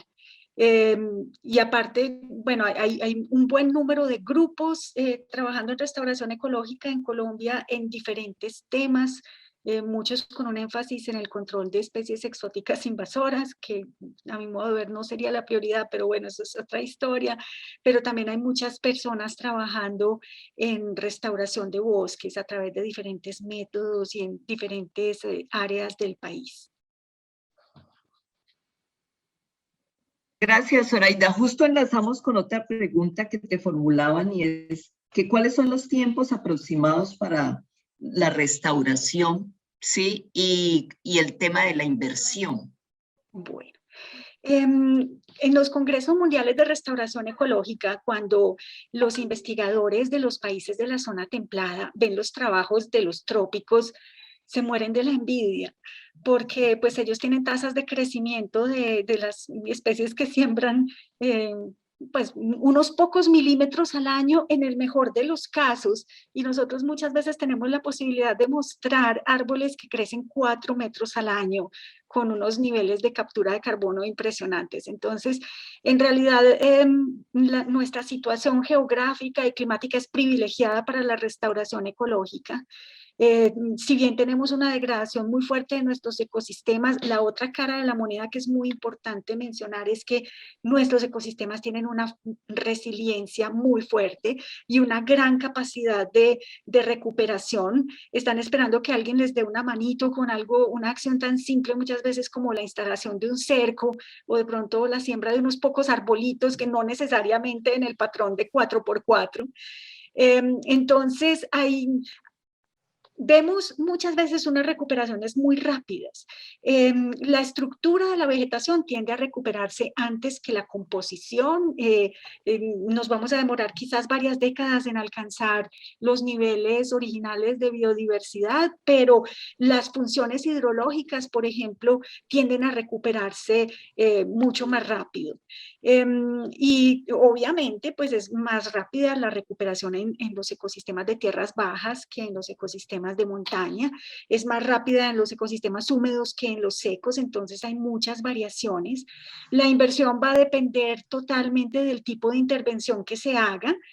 Hay intervenciones muy económicas, hay técnicas de restauración muy económicas y también hay técnicas de restauración muy costosas, entonces podemos estar hablando de un rango entre 1 millón y 25 millones de pesos según el nivel de sofisticación que le queramos poner, pues, y el tipo de restauración y los objetivos. Aquí se requiere mucho la creatividad. Con buena creatividad y buen aprovechamiento de los recursos locales, incluyendo el talento humano, se puede hacer restauración a un costo muy razonable. Además, se puede integrar con las actividades productivas. La restauración no tiene por qué estar desintegrada de la agricultura y la ganadería. Por eso hemos estado muy empeñados en un diálogo en los últimos años que llamamos restauración agroecológica, que es la integración de la agroecología con la restauración y que puede ser muy atractiva para los productores de bajos recursos y con pequeños predios rurales. Igualmente, hay una pregunta que dice, ¿es posible la rehabilitación en suelos que han sido sometidos a minería de materiales de arrastre? De arrastre sobre suelos aluviales? Es posible, no quiere decir que sea fácil, pero es posible y dentro de nuestra enorme biodiversidad hay especies que son capaces de establecerse incluso en los sustratos más pobres y más degradados. Entonces, es un tipo de restauración que requiere conocimiento de la flora local, de la ecología, de las interacciones entre especies, pero hay técnicas que hacen que sea posible. Bueno, muchísimas gracias, Zoraida. Un poco para todos, de alguna manera, hay una pregunta que dice, ¿qué papel juega el análisis de costo-beneficio económico, ecológico, social en la adopción de agroecología por parte de habitantes o de productores? Yo creo que eso no sería solo de agroecología, sino de sistemas silvopastoriles, por ejemplo, ¿sí? Que reflexionemos un poquito cuáles son también como las resistencias que ustedes han encontrado a, digamos, a estas nuevas prácticas, a estas nuevas propuestas. No sé si quiere empezar, Enrique. Sí, gracias. Pues mira, sí, hemos hecho muchísimos trabajos de ese tipo y desde lo meramente financiero, es decir, desde el análisis absolutamente capitalista brutal, es decir, cómo un sistema de estos puede aguantar la prueba ácida de un banco para ponerle un crédito en términos comerciales, hasta ya estudios de economía ambiental o economía ecológica, donde puedes medir otras interacciones, puedes calcular, por ejemplo, otras, digamos, externalidades ambientales o sociales de los sistemas. En todos los casos ha pasado las pruebas, afortunadamente. Hay una coincidencia grande en que, por ejemplo, un banco forrajero mixto que puede tener un campesino, por ejemplo, el vecino de la finca de Inge, hemos hecho pruebas de eso, tenemos los datos y esa unidad de un área relativamente pequeña, de un cuarto de hectárea, puede generarle casi 400% más beneficios económicos directos al productor. Y así vamos en distintas escalas hasta los grandes productores, hasta las grandes empresas. Y en este momento, en el caso de Colombia, hay líneas de crédito en este momento de Finagro específicamente para este tema. De tal manera que sí es posible, sí tenemos los datos, son como también lo mismo que dice Zoraida e Inge, son un sistema muy complejo, no se puede hacer una sola fórmula. Afortunadamente hemos defendido que esto es un portafolio y no es un paquete tecnológico como tal, de tal manera que cada cual lo tiene que adaptar, y cada zona lo tiene que adaptar a sus condiciones, pero sí, definitivamente en todos los casos. Pero lo que sí hay también un punto importante de decirle, todo depende de en qué momento, en qué línea base arranque. Si los sistemas de producción, en el caso de la ganadería, están ya en el insumismo total, caso de los lecheros, donde están comprando fertilizantes y hoy día ya no los pueden comprar, comprando concentrados que ya se les subieron a 2.000 pesos cada kilo por todo el tema de las importaciones, el costo del dólar, todo esto. En esos sistemas, el sistema silvopastoril lo que hace es reducir sus costos, ¿sí? No tiene que producir, no va a producir más, puede producir igual o un poco menos, pero casi siempre va a producir igual, pero a menos costo financiero, con los atributos ambientales adicionales. Ahora, cuando están en zonas de degradación, como en el Caribe, por ejemplo, la rentabilidad es brutalmente interesante, es que se incrementa la productividad en casi 600%. Y como allí no media el tema de los insumos, pues realmente es una producción natural y pasan rápidamente a una producción natural que en este momento tiene una gran aceptación en los mercados. De tal manera que, como les digo, es un conjunto de prácticas y opciones, pero toda la información se consigue, incluso quienes quieran. Ahí tenemos unos estudios de caso, 10 estudios de caso de toda América Latina, están en un libro que escribimos, está disponible en nuestro sitio web para que lo descarguen gratis, de forma gratuita. Muchas gracias, Enrique. Me gustaría escuchar a Inge. Creo que más de uno ha debido quedar sorprendido con ese experimento que ella y Zoraida hicieron del trabajo de las hormigas, porque todo el mundo está en contra de las hormigas arrieras y demás. Entonces, me gustaría que nos explicara un poquito todo este trabajo y esta investigación que tú haces con las hormigas y los beneficios de las hormigas. Sí, gracias, Mariela. No, antes de hablar de las hormigas, yo quisiera también agregar algo sobre la pregunta anterior del costo-beneficio económico, ecológico, social. O sea, aparte de lo que es tanto el análisis de la problemática ambiental como de la restauración y las alternativas que tenemos, es entender las dinámicas de las perturbaciones o los disturbios, o sí, esas dinámicas y cómo actúa la naturaleza, digamos. Digamos, el ejemplo más sabio de sostenibilidad que existe es la vida misma. ¿Por qué? Porque la vida lleva casi 4.000 millones de años sobre el planeta y ahí está. Y ha resistido los embates y todo. Si nosotros aprendemos a entender los procesos que generan y mantienen la vida y cómo la vida se relaciona con las perturbaciones, podemos salvarnos a nosotros mismos y salvar mucho de lo que queda de la biodiversidad. Pero yo siempre le he dicho a mis estudiantes que una cosa es la energía que se requiere para destruir, y otra cosa, cómo son los procesos restaurados o de construcción. Los procesos destructivos muchas veces son rápidos, en escalas de tiempo muy cortas, muchas veces dependiendo de la energía liberada, puede ser catastrófico, de grandes dimensiones o no, o pueden ser disturbios poco a poco. Pero la reconstrucción es difícil. Entonces, si nosotros vamos a reconstruir un mundo que ya tiene una base degradada, porque el suelo está degradado, porque el agua, la contaminación, lo que estamos hablando, suelo, agua, biodiversidad, no es fácil. O sea, podemos ser muy optimistas, y es verdad, y a mí me encanta Zoraida y Enrique porque ellos hablan con mucho optimismo, y es verdad. En últimas, todo lo restaurado va a traducirse en un beneficio económico a largo plazo también. Pero no es fácil, No es fácil porque los efectos se van viendo poco a poco. No es como cuando el banco te presta y te dice, bueno, si a los 6 meses no me paga, ya fregado, lo que decía Enrique, el análisis ácido de los bancos. Pero si ya el mundo, si no hay una política fuerte, global también hacia los sistemas más sostenibles, es muy difícil en un síndrome de producción completamente tirano y hostil hacia la naturaleza. Estos ejemplos pequeñitos a veces son buenos, pero a veces es difícil en un entorno lleno de pesticidas, de venenos, de erosión, etc. Y las fincas no están aisladas, está conectado, todo está conectado. Entonces yo digo, sí, hay que hacer el análisis económico, ecológico y social.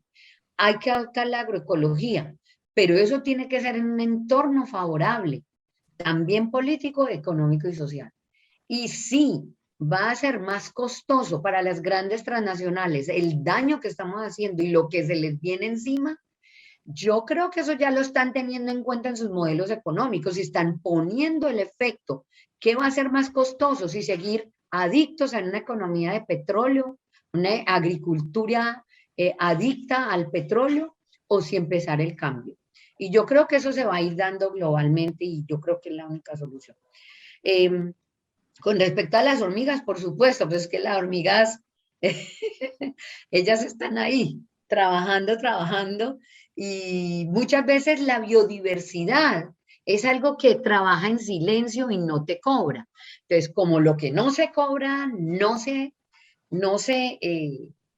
aprecia, entonces, ¿qué toca? Toca a la investigación ir y mirar, mire lo que está haciendo la fauna edáfica, mire lo que está haciendo el guadual con la compactación, lo que mostraba Enrique, lo que mostraba Zoraida. Eso se hace mediante la investigación y la investigación participativa es la mejor manera. Entonces, sí, son pues investigaciones puntuales, pero que nos están mostrando qué está haciendo esa fauna allí para mejorar el suelo, la infiltración, etc. Pues yo creo que no es como el momento de mostrar exactamente qué hicimos, ¿no? Sí, no, indudablemente. Hay una pregunta que habían dejado desde hace rato y que decían pues que unas experiencias muy hermosas y que quisieran saber un poco más cómo son las experiencias a nivel urbano. Y entonces, alguien que también pregunta sobre las huertas urbanas, ¿sí? Entonces, quisiéramos escuchar un poquito al respecto. Bueno, empiezo yo con las huertas urbanas. Yo creo que la agricultura urbana cumple un papel muy importante, no solamente tiene gran valor económico, estético y cultural, también debemos mencionar que tiene gran valor simbólico y que es capaz de ofrecer en medio de las ciudades unos enclaves tranquilos, bellos, apacibles. Y también tiene valores muy importantes como la autonomía y la resistencia. Entonces, desde mi punto de vista, la agricultura urbana es muy importante, puede ser mucho más importante todavía. Basta visitar una ciudad como La Habana para entender lo que puede significar la agricultura urbana para el bienestar de la población. Creo que hay una pregunta para todos y todas. Yo agregaría algo pues, que pienso que es importante agregar, y es que para hacer agricultura orgánica, esa urbana tiene que ser orgánica.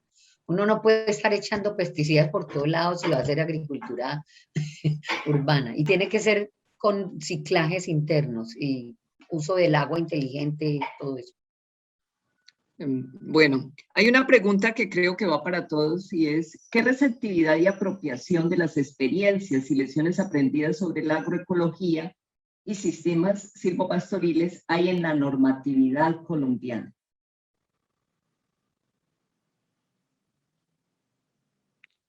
Pues, si quieres, empiezo. Yo lo que puedo decirles es que recordar un poco que estamos como en la época de la colonia. Aquí hay muchas normas y cada vez hay más leyes y normas y reglamentos, simplemente que no se acatan pero no se cumplen. Y hay muchas, y puedo empezar por ejemplo, los dos últimos planes de desarrollo, los dos últimos gobiernos que son totalmente contrastantes uno del otro. En ambos, por ejemplo, están los sistemas silvopastoriles como metas de gobierno, y en ambos no se van a cumplir. Entonces, vamos desde esa parte. Tenemos receptividad, por supuesto, yo ya mencioné que hay unas líneas Finagro para estos sistemas, y eso implica que hay un cambio completo en la digamos, en la visión de estos modelos, porque antes ni siquiera se tenían en cuenta. Hace 30 años nos los despreciaban. Hoy en día todo el mundo quiere hablar de estos, todo el mundo está en la publicidad, como van a ver ahora. Van a encontrar en todas partes ofertas muy interesantes desde el punto de vista del mercado, de esa manera que sí hay, y acaba de salir, por ejemplo, apoyamos que el Ministerio del Medio Ambiente tenga ya una norma, una norma para la ganadería, digamos, sostenible con visión ambiental. Eso acaban de ser lanzado, es una norma Incontec, por ejemplo, que acaba de aprobar el Incontec, de tal manera que va a permitir hacer una aplicación directa en los productores.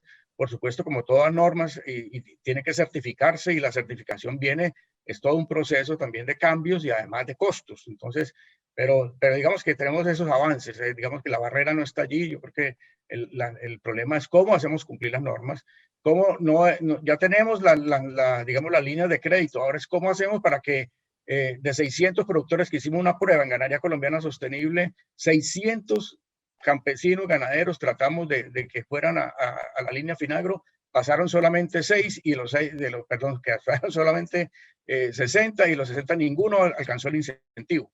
Entonces, ¿por qué? Tenemos unas barreras estructurales en el crédito rural que en otros países no existe. Aquí no tenemos banca rural de fomento. Entonces, esos son problemas estructurales del país, ya que no se solucionan solamente con las normas. Eso es lo que quisiera decirle. Pero en ese sentido hemos trabajado y estamos avanzando bastante. En agroecología un poco menos, porque hay una resistencia muy fuerte y hay un lobby muy fuerte precisamente de las casas que venden la mayoría de los agrotóxicos.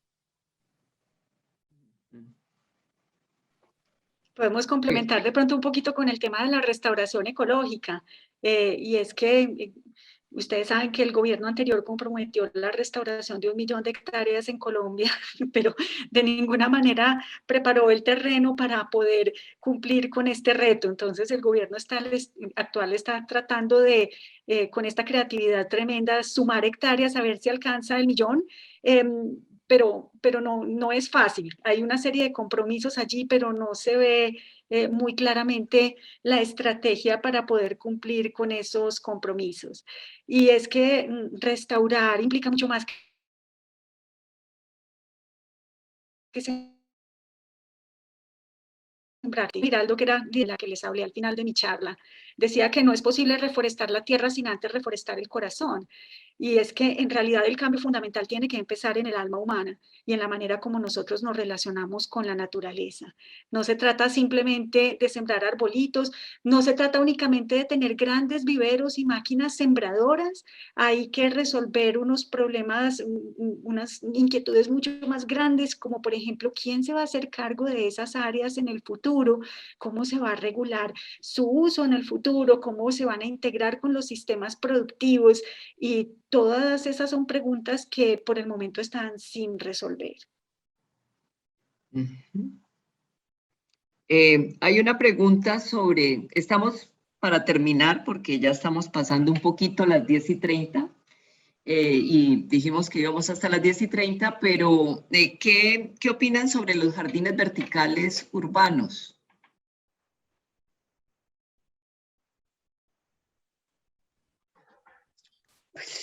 Yo pienso que es una alternativa interesante. Digamos, los edificios verdes, se utilizan esas superficies verticales, se puede optimizar, digamos, del paso de arriba hacia abajo, lo que es humedad, bueno, cómo se maneje, pero también hay que tener mucho cuidado porque eso puede tener, digamos, implicaciones en la lixiviación, nutriente, de pronto alguna... O sea, habría que planearlo muy bien, pero las ciudades definitivamente como pues son van creciendo como verticalmente, también los muros, el concreto también va generando más y más calentamiento dentro de la ciudad.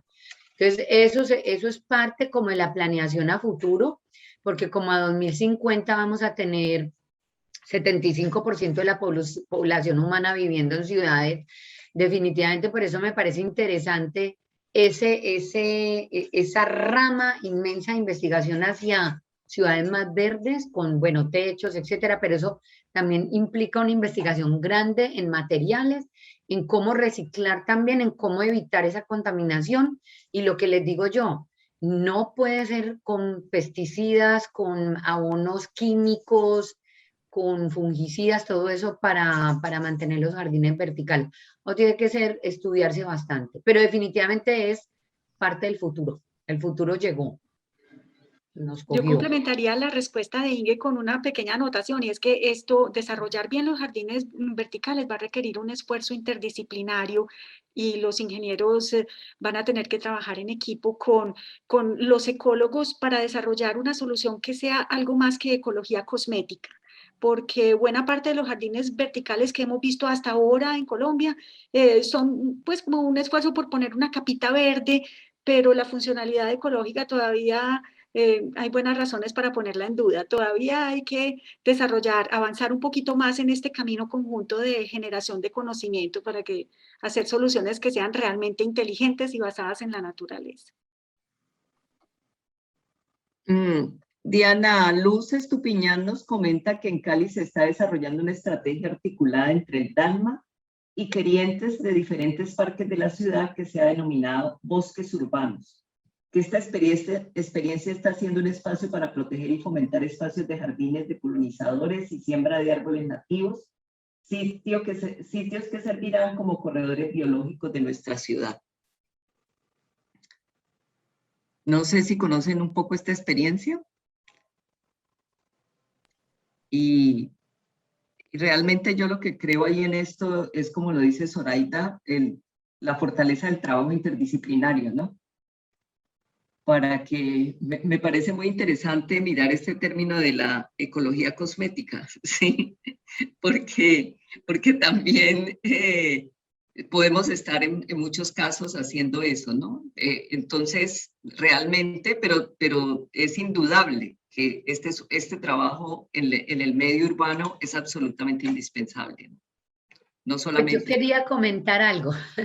En este momento estamos ya con un proyecto que lleva un año, en realidad es un programa y estamos pues haciendo una acción de restauración tenemos 2 hectáreas, realmente el campus universitario Univalle tiene 100 hectáreas, de ahí la estación experimental tiene 5 hectáreas, de las cuales 2 las estamos tratando de restaurar. Empezamos con unos árboles nodriza, y estamos tratando de conectar con un parchecito de bosque y en esas estamos. Llevan un año, ya están más altos que yo.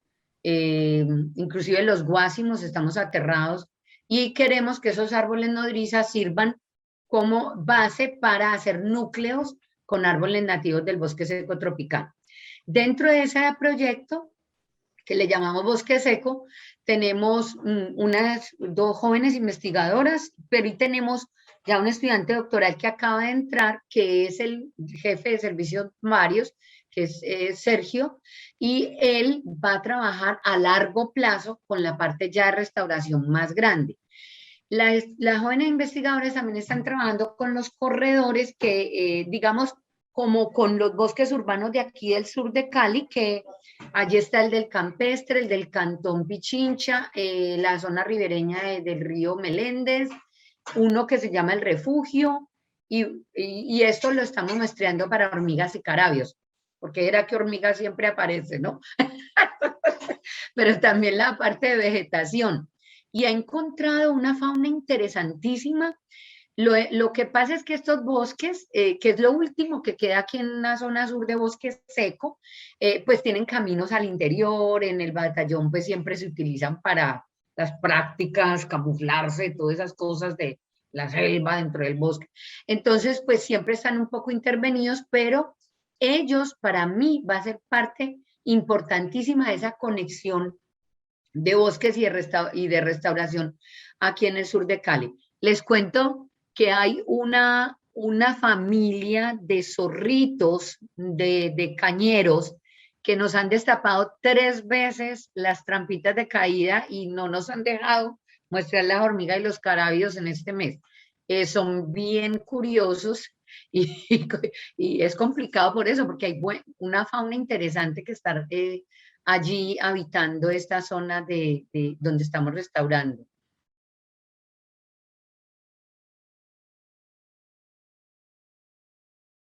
Y bueno, eso pues para mí, o sea, a mí me emociona inmensamente, porque a futuro, teniendo ahí a Sergio, si pues llega, él va a trabajar pues con la parte social también, no solamente la parte ecológica, porque él está haciendo el doctorado en ciencias ambientales, pues vamos a ver si él trabaja con la estructura ecológica principal, pero parte de eso en su tesis doctoral, y eso nos va a garantizar a muchos años pues ese seguimiento y ese refuerzo, que es lo que Zoraida decía, ¿no? Que es muy importante ese seguimiento, eso, o sea, ir y sembrar unos arbolitos y abandonarlos es sinónimo de fracaso. Justamente nos preguntan que cuál es ese balance entre deforestación y restauración aquí en el país. Si ese balance es positivo, si... ¿Ustedes qué dicen? No, el balance es terrible. El balance es probablemente de 1000 hectáreas perdidas por cada hectárea en proceso de restauración. Sí, definitivamente tenemos que avanzar mucho en detener la deforestación y en ampliar la escala de la restauración. Tenemos que trabajar en las dos direcciones.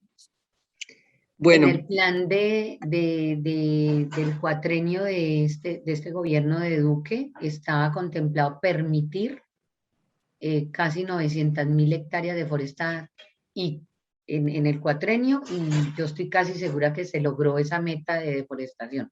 O sea, terrible, porque lo primero que tenemos que hacer es no seguir deforestando la selva, pues es que es bosque primario, básicamente lo que están acabando en toda la zona de la Amazonia, está terrible. Y es tan terrible la situación que Brasil ya está produciendo más CO2 que el que está consumiendo.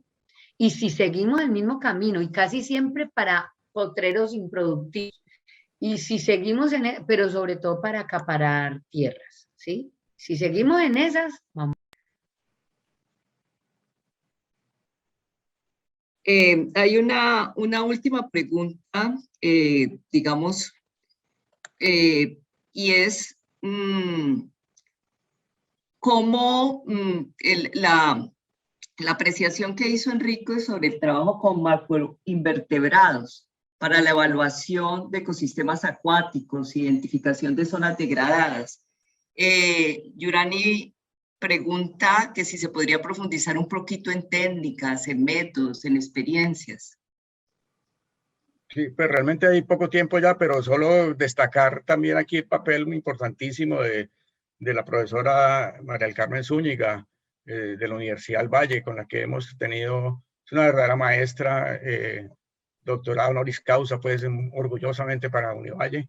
Ella ha generado una escuela en ese camino, y hemos hecho unos trabajos muy bonitos con ella, porque primero la ventaja de estos macroinvertebrados es que son visibles.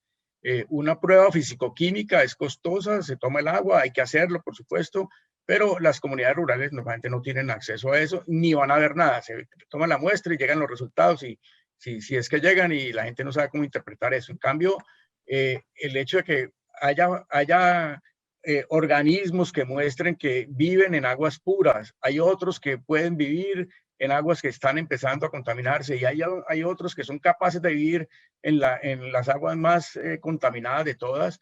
Es impresionante, tiene digamos, un papel pedagógico increíble, y eso es lo que hemos descubierto. Y por supuesto tenemos ya una doctorada, Lina Paola, de la comunidad del Dobio, campesina, que ya hizo su doctorado en la Universidad de Antioquia en ese tema específicamente, de tal manera que ahí está, digamos, como la herencia científica.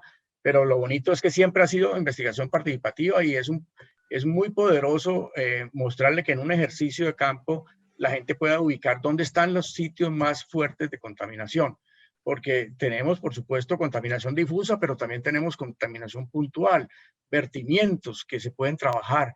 Cuando los niños identifican eso, movilizan a la comunidad, y eso se puede lograr sobre todo cuando son vertimientos de origen agropecuario o familiar. Es posible hacerlo y eso así como la herramienta más poderosa. Lo demás, pues pueden encontrarlo. También tenemos varias publicaciones en el sitio web para descargar gratuitamente porque ya no hay más tiempo. Muchísimas gracias, Enrique, Zoraida, Inge. Realmente excelentes sus intervenciones. Yo creo que todas las personas que asistieron y los que no pudieron asistir por distintos motivos y que la grabación queda guardada, pues creo que hay un aprendizaje muy grande.